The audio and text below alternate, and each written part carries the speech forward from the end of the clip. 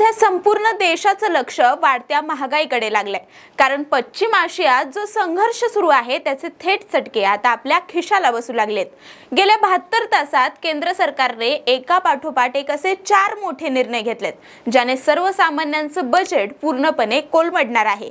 नेमके ते बदल कोणते आहेत, कोणत्या गोष्टींचे दर वाढले आहेत, हेच जाणून घेणार आहोत या व्हिडिओच्या माध्यमातून। नमस्कार, मी अक्षदा आणि तुम्ही पाहताय .com महाराष्ट्र। मित्रांनो, अलीकडेच देशाचे पंतप्रधान नरेंद्र मोदी यांनी नागरिकांना काही आव्हानं केली होती।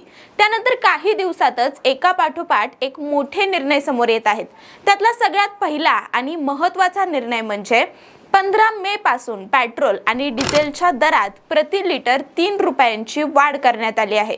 विशेष म्हणजे गेल्या 4 वर्षातील किरकोळ इंधन दरातील ही पहिलीच वाढ आहे। त्यामुळे सर्वसामान्यांना महागाईचा आणखीनच फटका बसण्याची शक्यता दर्शवली जात आहे। दरवाढीनंतर दिल्लीमध्ये पेट्रोलचा दर प्रति लिटर 97 रुपये झाला आहे, तर मुंबईत तो 106.68 रुपयांवर पोहोचला आहे।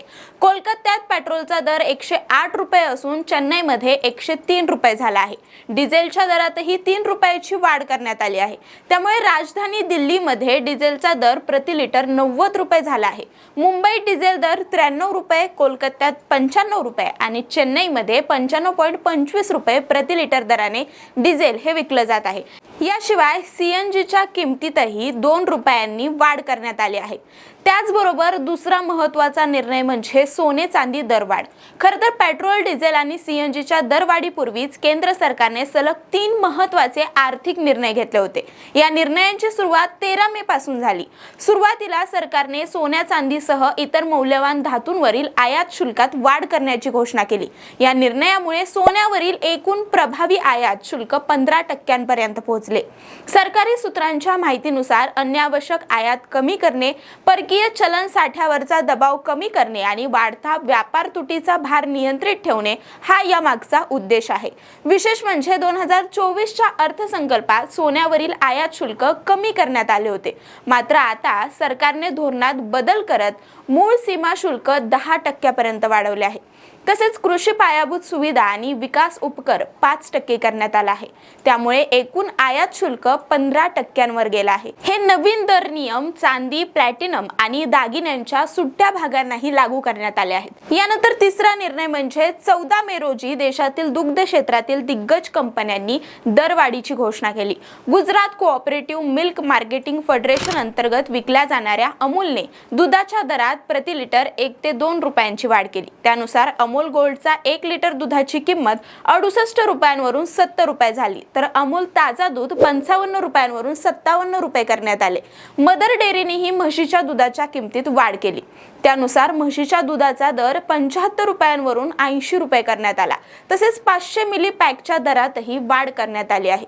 दुधाच्या दरवाढीमुळे सर्वसामान्यांच्या बजेटवर अतिरिक्त ताण पडण्याची शक्यता सध्या दर्शवली जात आहे। यानंतर चौथा निर्णय म्हणजे दुधाच्या दरवाढीच्या घोषणेनंतर त्याच दिवशी मोदी सरकारने आणखी एक मोठा निर्णय घेत साखर निर्यातीवर बंदी जाहीर केली। कच्ची, पांढरी आणि रिफाइंड साखर याची निर्यात 30 सप्टेंबर पर्यंत बंद ठेवण्याचा निर्णय घेण्यात आला। या निर्णयामागे एल निनोचा प्रभाव, इराण युद्धामुळे निर्माण झालेली जागतिक अस्थिरता आणि साखरेचा देशातील कमी होणारा साठा ही 3 प्रमुख कारणे असल्याचं सांगितलं जात आहे। एल निनोमुळे मान्सून लांबणीवर पडण्याची शक्यता असून त्यामुळे ऊस उत्पादन परिणाम कमी होऊ शकतो। त्याच वेळी जागतिक बाजारातील तणावामुळे अन्नधान्य आणि ऊर्जा पुरवठा साखळीवर दबाव वाढत आहे। देशांतर्गत बाजारात साखरेचा पुरेसा साठा उपलब्ध ठेवणं आणि दर नियंत्रित ठेवणं हा सरकारचा उद्देश आहे। एकंदरीतच इंधन, सोने, दूध आणि साखर यासारख्या जीवनावश्यक गोष्टींशी संबंधित 4ही निर्णय भारताच्या जागतिक ऊर्जा संकटाच्या काळात आर्थिकदृष्ट्या सुरक्षित ठेवण्यासाठी घेण्यात आल्याचं सरकारचं म्हणणं आहे। पेट्रोल, डिझेल दरवाढ, सोन्यावरील आयात शुल्क वाढ, दुधाचे दरवाढ आणि साखर निर्यात बंदी यासारखे 4 मोठे निर्णय लागू केल्यानंतर आता केंद्र सरकार आणखी काही महत्त्वाच्या आर्थिक उपाययोजनांच्या तयारीत असल्याची सध्या चर्चा सुरू आहे। सध्या देशभरात इंधन दरवाढीचे परिणाम जाणवू लागले असून सर्वसामान्य नागरिकांमध्ये भविष्यात आणखी महागाई वाढण्याची भीती व्यक्त केली जात आहे। ऊर्जा संकट, जागतिक युद्धजन्य परिस्थिती आणि आर्थिक दबाव याच्या पार्श्वभूमीवर केंद्र सरकार पुढील काळात आणखी कोणते कठोर निर्णय घेणार याकडे आता सगळ्यांचंच लक्ष लागलं आहे। पण या नवीन नियमांबद्दल तुम्हाला काय वाटतं आणि या महागाईच्या बद्दल तुमचं मत काय आहे हे आम्हाला कमेंटमध्ये सांगा। आणि अशाच महत्त्वपूर्ण बातम्यांसाठी आपल्या .com महाराष्ट्राच्या पेजला फॉलो करा आणि यूट्यूबला पाहत असाल तर सबस्क्राईब करायला विसरू नका।